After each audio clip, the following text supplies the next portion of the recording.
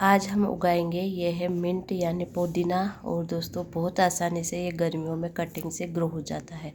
फरवरी मार्च का महीना चल रहा है। फरवरी में दोस्तों ऐसा मौसम होता है जिसमें आप जिस भी चीज़ की कटिंग लगाएंगे वो प्लांट जो है ग्रो हो जाते हैं। और ये तो बहुत ही सॉफ्ट कटिंग है, सॉफ्ट प्लांट है, तो ये कटिंग से बहुत आसानी से ग्रो होने वाला है। तो दोस्तों कौन सी मिट्टी में लगाना है, किस तरह का पॉट लेना है, क्योंकि स्पेशल प्लांट है, फैलने वाला प्लांट है, तो उसके हिसाब से हमें मिट्टी भी तैयार करनी है और पॉट भी लेना है। पहले मिट्टी तैयार कर लेते हैं, फिर मैं आपको पॉट बताऊंगी कैसा पॉट लेना है। सादी सी गार्डन सॉइल ली है जिसको मैंने रिचार्ज कर लिया है धूप में सुखाकर, और उसके बाद मैं कोकोपीट की एवज में ले रही हूँ ये मेरे मूंगफली के छिलके। मूंगफली के छिलके मेरे जो है कंपोस्टिंग का मतलब खाद का काम भी कर देंगे। और अगर आपके पास मूंगफली के छिलके नहीं हैं तो आप जो है कोकोपीट ले सकते हैं। कोकोपीट बेस्ट ऑप्शन होता है, लेकिन मेरे पास है भी नहीं और मैं यूज़ कम ही करती हूँ कोकोपीट। तो पानी को ऑब्जर्व करने के लिए और खाद के लिए मैंने जो है मूंगफली के छिलके लिए हैं। साथ में मैंने हल्दी पाउडर मिला दिया है जो हमारे फंजीसाइड का काम करेगा और फंगस से हमारे प्लांट को बचा कर रखेगा। गोबर खाद मैंने एक प्लेट ली है। तो मिट्टी एकदम से लाइट वेट बनानी है, पोरस बनानी है, जिससे कि प्लांट बहुत अच्छे से फैल सके।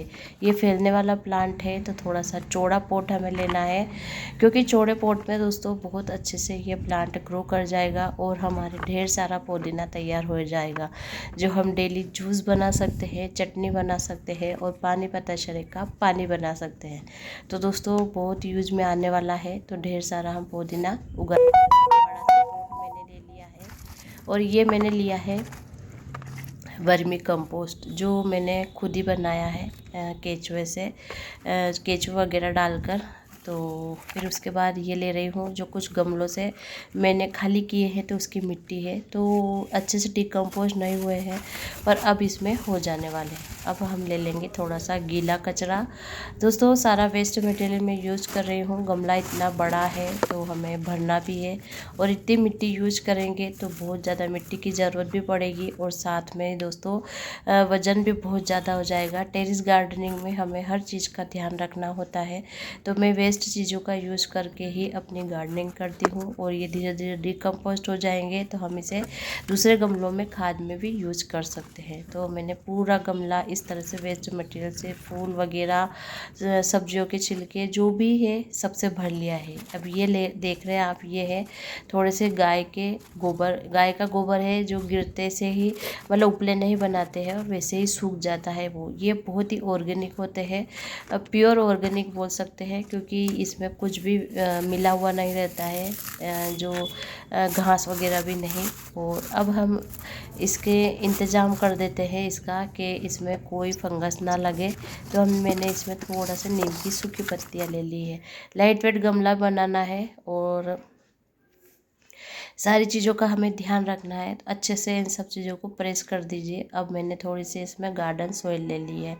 दोस्तों गार्डन सॉइल से हमें पूरी सूखी पत्तियाँ कवर कर देना है, कोई टेंशन नहीं, थोड़ी खुली भी रह जाएगी। तो अब वापस से हम इस मिट्टी को लेंगे। इस मिट्टी में थोड़ी सी मैंने ये जो आप देख रहे हैं नीम खली है, नीम खली को ले लेंगे, जिससे कोई चांस नहीं होना चाहिए हमारे प्लांट ख़राब होने का। और अगर आपके पास नहीं है तो हमने सूखी पत्तियाँ वगैरह ले ली है, कोई टेंशन नहीं है। अब मैंने राख ले ली है, ऑर्गेनिक चीज़ है, ऑर्गेनिक तरह से हम खाने में यूज़ लेंगे। तो मैं इसमें कुछ भी जो केमिकल युक्त चीज़ यूज़ नहीं कर रही हूँ। थोड़ा सा एप्सम सॉल्ट इसलिए लिया है कि 8 से 10 दिन हो गए पुदीने को रखे हुए, तो इसमें थोड़ी सी काई लग गई है, तो उसको भी ठीक करना है। और हम जो कटिंग निकालेंगे वो कटिंग अच्छे से आराम से ग्रो हो जाए, तो इसके लिए हमें ये सब चीज़ें मैंने ली है। अब ये देखिए दोस्तों, मिट्टी से अच्छे से सारी चीज़ें कवर कर दीजिए, ढक दीजिए, बिल्कुल भी बाहर दिखनी नहीं चाहिए गमले में। और फिर पानी हम डाल देंगे। जो ये मूंगफली के छिलके होते हैं ना, एकदम से लाइट वेट होते हैं, तो ऊपर ये क्या उड़ने लग जाते हैं, तो इन्हें हमें कवर कर देना है वापस से। जैसे ही पानी डालेंगे ना तो तैर के नीचे आ जाते हैं, गमले से बाहर आ जाते हैं, तो इसको ढक देना है वापस। ये भी धीरे धीरे डिकम्पोस्ट होकर हमारी एकदम से पोरस मिट्टी तैयार हो जाएगी। जाएगी और बहुत ही बढ़िया खाद तैयार हो जाएगी।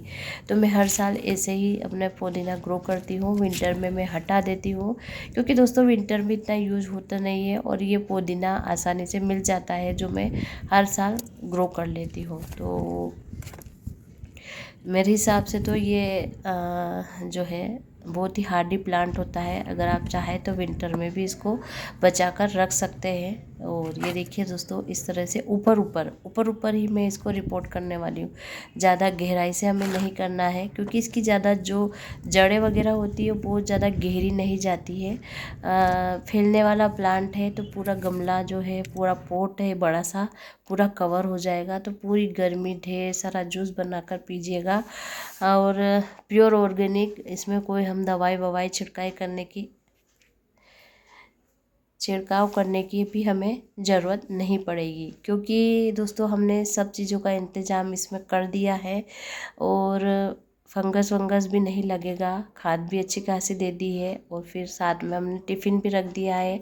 मतलब नीचे खाद डिकम्पोस्ट हो जाएगी और खाद का काम भी होता रहेगा। तो इस तरह से मैं अपने गमले, बड़े बड़े गमले बड़ी आसानी से भर देती हूँ। और ढेर सारा जो वेस्ट मटेरियल होता है वो भी यूज हो जाता है। और उसके साथ बहुत सारे गमले, जो बहुत सारे प्लांट जो है हम अपना शौक पूरा कर सकते हैं लगाकर।